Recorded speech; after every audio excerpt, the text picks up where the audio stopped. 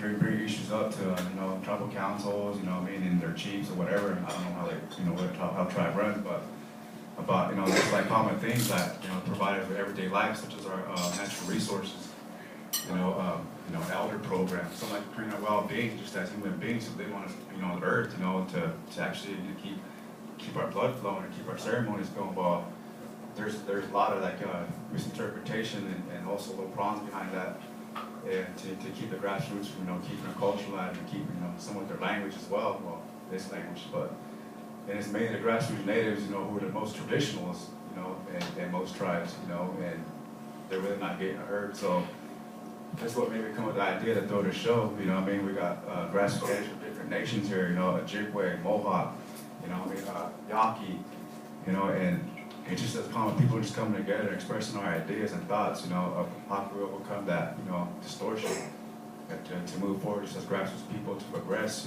not just like in civilized, modern civilizations, modern societies, but just as traditionalists, as traditional natives.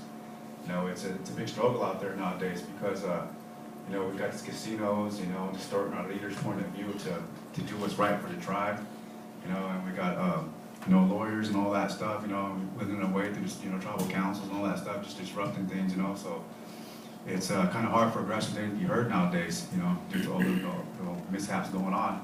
So I figured, the best way to express that point of view to the public, or to the local people, to where we're from, or where I'm from as well, is to just, get it out there in spoken word and poetry somehow, because a lot of spoken word poetry has a lot of depth to it because there's stories behind it.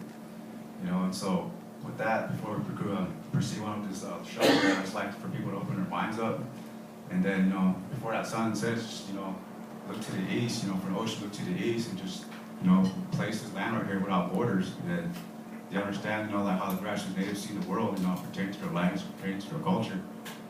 Thank you. Thank you.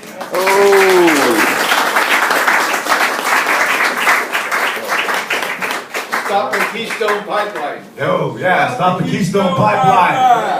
Yeah. Oh. Stop, yeah, depending to that, I'm glad you mentioned that, brother. I'm a real supporter of the White Plume family out there, Deborah White Plume, who was a native activist out there in Oglala country. I sat with that family, the White Plume family. I sat in their circle. I sat with them at Sundance. I sat in the sweat lodge with that family.